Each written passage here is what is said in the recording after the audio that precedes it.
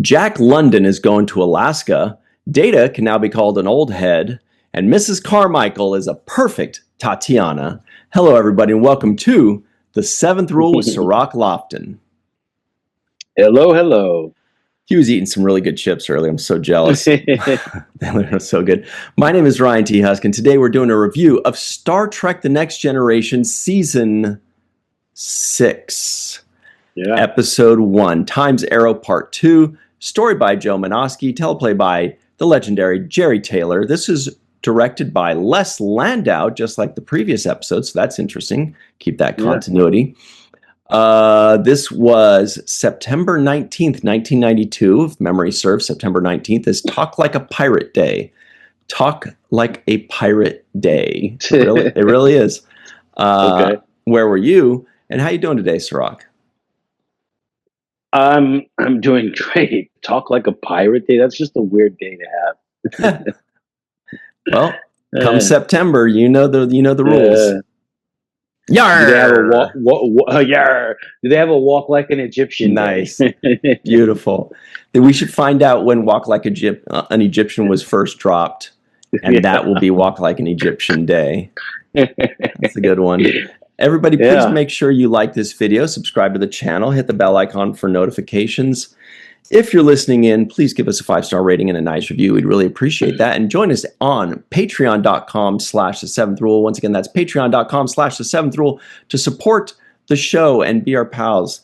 That would be a great thing. So, Sirach, this was a 3-month hiatus. The previous episode was June 13th. Hey, this is those are two friends' birthdays. June 13th, my friend Leah, that's her birthday, and September 19th, Talk Like a Pirate Day, is our buddy Darth Shuey's birthday. Right. So, what did you think of this episode as a kickoff to season 6? You know, not as good as Best of Both Worlds as a two-parter for me, you know, as a series finale / kickoff to the next season. You know, the period pieces are limited to just in general for me, because this is throwback onto the, early 1900s or whatever it is. And so, it doesn't have the same kind of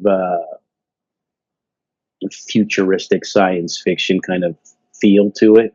It does have a good Star Trek episode feel to it, and I enjoyed it. But yeah, it was okay. There were moments in here that I actually did like, that we'll talk about. But for the most part, you're waiting 3 months for this second part. That's a long time. I know we've seen longer waits nowadays, but nowadays, yeah, it's still, I knew it was going to get wrapped up to some degree, but it was well written. There's some concepts that I thought were original in this, or at least, original for Star Trek. Mainly the idea of these time travelers that hunt on people's energy during times of plagues. Yeah, smart. That was a smart, just that concept alone is like, oh, okay, that's cool. I get that. That's clever. That's a good science fiction kind of concept. And so for that reason, I thought, it checked that box of being interesting and innovative and, an original concept. Yeah, and everybody at home that's wondering, what's the answer about Walk Like an Egyptian? Well, the best I can find is January 10th, 1986. January 10th, 1986 was when the album was released with the song. September 86 was the music video, I guess. But the point is, January 10th is Walk Like an Egyptian Day, even though the whole album was released at that time. But if you have a better answer, when was the single release? Maybe the single was released before the album, which happens a lot or used to. And do people even really have albums? I don't know. Let us know in the comments below exactly the date that Walk Like an Egyptian premiered on the radio or on the album when it was released or whatever. That's it. Okay, so back to work, everybody. Now we all have that song stuck in our head. You know, Yeah. I have to be honest. This episode did not move me in the same way that this episode has never moved me. Like, I remember, like, so many times I watched an episode when I was a kid, or I watched an episode 5 years ago or 15 years ago. And then I was like, it wasn't great. So I never really rewatched it. And then we watch it again and I go, actually, I really like this episode. It's really grown on me. A lot of Deep Space Nine episodes are like that. You know, usually the bottle episodes. Yeah. And I go, actually, I was wrong about this episode. It's really good. For example, Take Me Out to the Holosuite. I love that episode now. Explorers, love that episode now. The Inner Light, I never moved me before. Watched it a few years ago and I was like, this is great. I love it. This one has not changed. I expected it to do that. I expected to say, you know what? I was wrong about this episode. But maybe I am wrong, but I'm still wrong about it because I watched it and I was like, it's just weird. It's just, there's just so many weird elements of like the snake and the aliens, and there's a lot of smart stuff, but a lot of stuff that I thought was lacking. And I'd love to kind of dig through the good and the bad with you because it sounds like you kind of have a similar feel to this. What did you actually like about this episode? Okay. What did I like about it? I liked the moments that Guinan had with Picard. I felt like they had really good chemistry together. There's a sensitivity that Picard has for Guinan. He really cares about her. He really he stayed behind when that portal opened up, and he was like, "I'm going to be with her," essentially, risking his own being stuck in that time period, essentially, for all we know. So, I like those moments. I like the fact that, when she said, "Have we met before?" And he was like, not yet, but yeah. Right. He got to finally play the coy Guinan thing because usually he's asking in 1040, he's asking questions and she's like, I'll never tell. She's always like all coy and teehee. And now he got to do it to her. He's like, oh, not yet. Or she's like, do you know me? And he's like, yes, I do. And she's like, do I know you? He's like, not yet. That's fun. Yeah. And so those moments I liked. I thought that was good. I like even Data and Guinan, talking about Mark Twain or whatever, being intrusive and just the whole Guinan I liked. I liked her in this episode. Mm-hmm. What I did find a little bit too, you hit it with the snake on the cane, the bag that beams, these two characters that don't talk until the very end. It just is like, and then I think Mark Twain is the distraction for me in this. And I think I heard Jason Oken say he didn't much care for that aspect of it because it's a real life person, a real life character that we know. And the reason I don't necessarily appreciate the tie-in is because from what I know Mark Twain of his writing, none of it implicates or indicates any sci-fi aspect. Any sci-fi, yeah. That's a good point. I never thought of that, but you're right. Like he wasn't known as some sci-fi writer that would write like War of the Worlds or anything like that, Yes, exactly. So if this character was somebody who's tied into the space program, the NASA's development, or something else, or even a science fiction writer, Octavia Butler, who wrote early science fiction stuff. If it was something else, um, even Orson Welles, who directed, this whole, The War of the Worlds thing, yeah. War of the Worlds, and basically the idea of aliens, and you get some of that there. For example, the bellhop that was helping Data this Bilbo. whole time. Oh, No, not Bilbo Baggins, but the guy that was helping Data, the young bellhop, is Jack London, who wrote White Fang, if I remember correctly. another non-science fiction. Jack London is not known for his science fiction work. I think he's the guy that wrote White Fang. And the only reason I know that is because growing up as a kid in the Bay Area, we know that Jack London was from the Bay Area. He's from San Francisco. And in San Francisco, there's a place called Jack London Square, off him. So us San Franciscan areas, I mean, I'm San Jose, but we're like, oh, Jack London. But if you say, what has he written? I'd be like 70% sure he wrote White Fang and 0% of any other thing he's written. So I have no idea. And by the way, being a San Franciscan, what better time? This episode took place in San Francisco. So of course I had to break out a San Francisco Giants shirt. But that's the only reason. My San Francisco Giants shirt. I was like, which Giant shirt should I wear for this episode? And I chose this one, which is one of the newest. Deep but anyway, dive. So, and Sirach, just to add to what we're talking about, something even funnier is, because you remember that one of the things that Samuel Clemens, a.k.a. Mark Twain, said was, he said, oh, it's just like the book I wrote about this time traveler, this and that. So I was like, that must be a real book. There's no way he would say that. And clearly, they're saying that to the audience. So I look it up. He did indeed write science fiction. Obviously, you and I, we know him for Huckleberry Finn and Tom Sawyer. But It says here that he wrote from the London Times of 1904 and Visit to Heaven and all these weird things.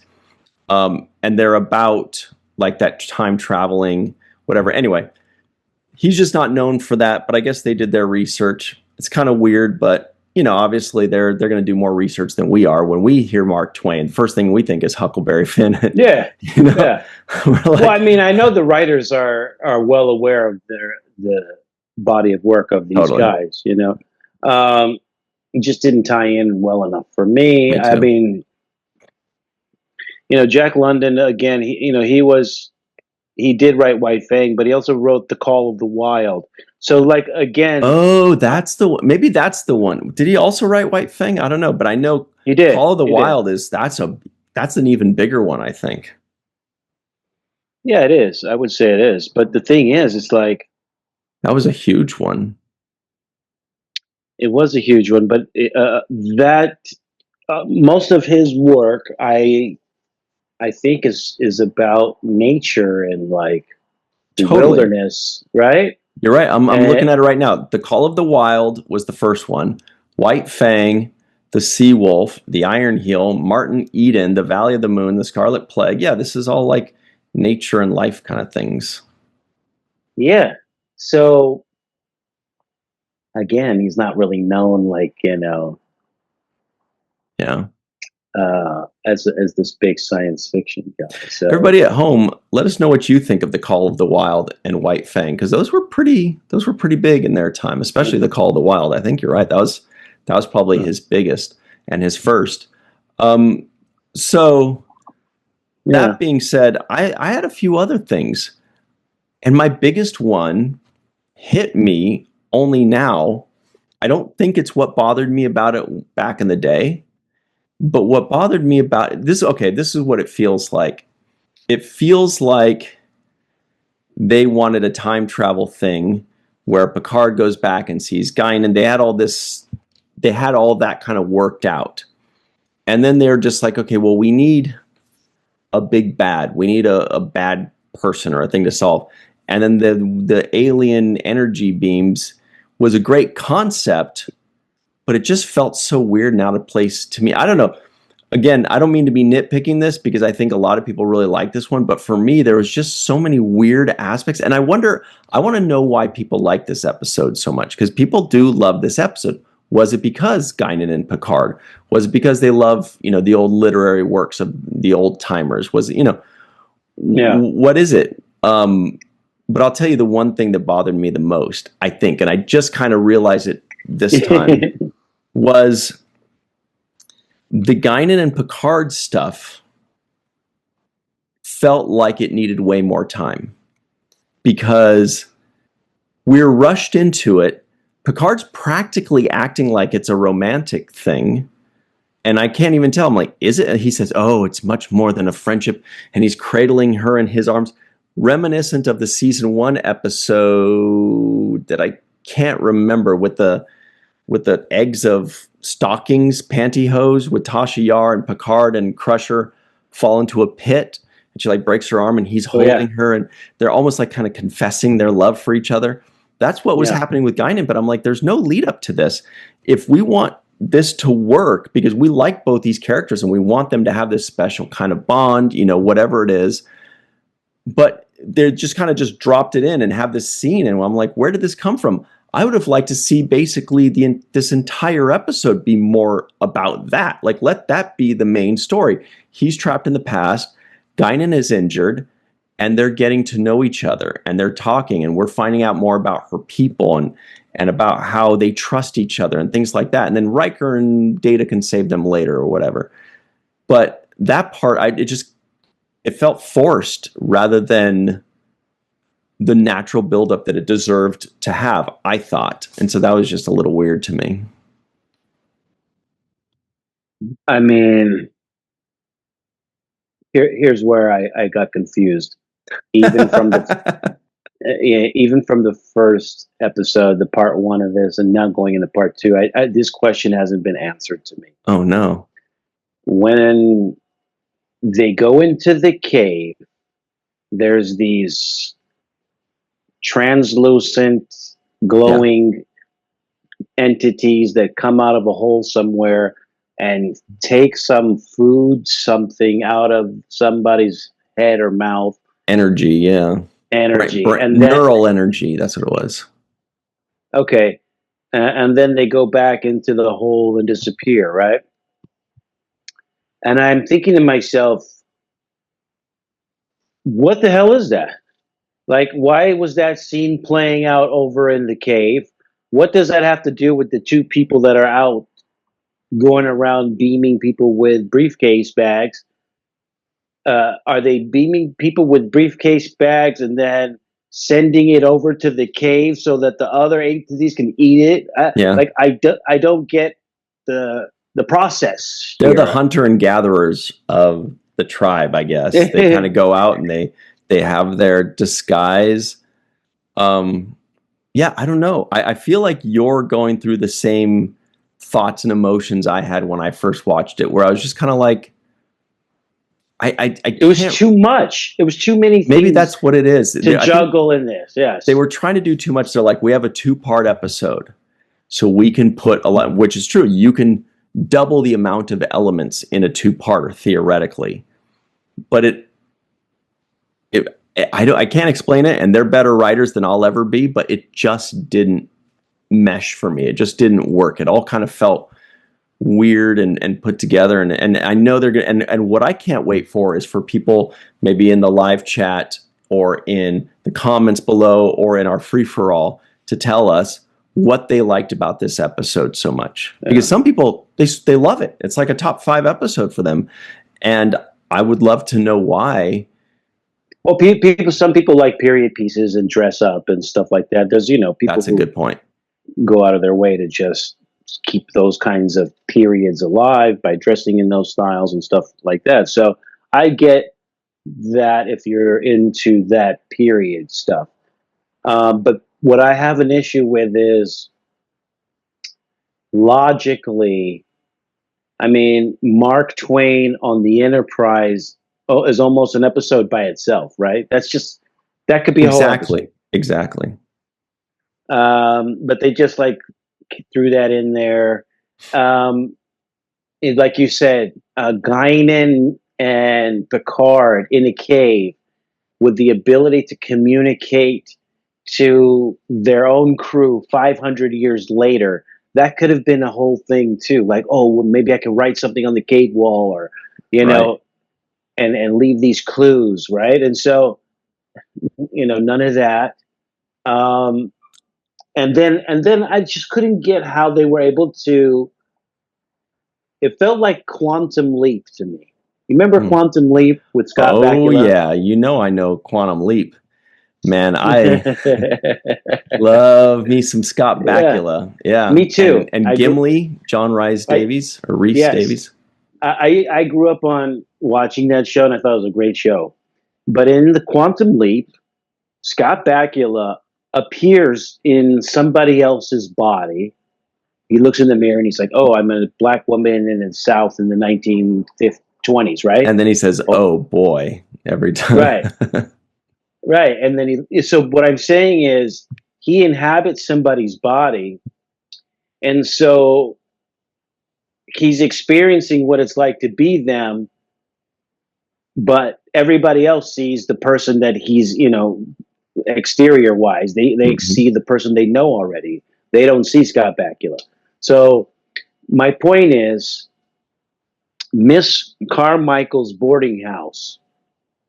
The scene opens with her saying, "You know that rent is due on the 1 o'clock on Wednesday." Well, how do they know that if they just popped into this scenery? Yeah, Like, and it makes you think like how much time has gone by? Has there maybe it's been 3 months? Maybe that summer that happened in real time also happened on the show because yeah, they jump in as if when rent is. These guys are working on this. Data has his engine almost fixed. Like how much time actually went by? Like something happened. yeah, yeah. Like, and so I'm like, I couldn't get that. I was like, how does she know them? Like, uh, I would have like that would have been a whole scene in itself, like them walking around the streets trying to figure out how to get wardrobe, or let's say they beam in with the wardrobe already. It would be finding a place to stay. Hey, let's go over here. Let's get a room, or let's see what's going on. And yeah, it just felt like they popped into them. They were already in a hotel, and the lady's yelling at them like she's known them for a lifetime, like it was Quantum Leap, like they Yeah, just appeared, right. like, you know what I mean, like they appeared in someone else's body. But I'm like, no, these are characters. Like, what time has elapsed? And there were other moments of that where it felt like people knew them that shouldn't know them. They're basically coming out of nowhere. So, oh, here's the other example of that. Dr. Crusher is in the infirmary prior to the aliens showing up, right? Hmm. And the head doctor walks into the infirmary and he says, I've got a meeting. I've got a meeting. I've got to go somewhere here, and make sure you check on the patients. He's talking to Crusher like he knows her. Like she, How quickly did she get hired and assimilate? yeah, yeah, right, exactly. Yeah. Like how long has she been working there? Like, you know what I mean? Or does he not recognize somebody in his own staff, I or is think he it just must just be that 3 months had elapsed, just like summer. But then any indication would have been nice. They don't even have to say 3 months later in text, but they could just be like, well, we've been searching for Captain's log, supplemental. We've been searching for Mr. Data for 3 months on the planet, blah, blah, blah. Right? Like, yeah, done. Good. yes, Everything. We have found lodging with yes, Mrs. Carmichael's, blah, blah, blah, blah, blah. Rent is yeah, due on the 1st at 1 p.m. Any yes, little thing like that. We'd be like, yes, got it. 3 months have gone yes, by. She's gotten yes, hired. They found a place to stay. They're working things out. yes, Understood. But yeah, we didn't. I yes. don't think we got that unless we both missed it. But Okay, there's yeah. more to jump into. We're going to take our quick break and we're going to talk about how much we love this episode. You watch. You watch, all of you Times Arrow fanatics. You just watch. Yeah. We'll be right back on The Seventh Rule.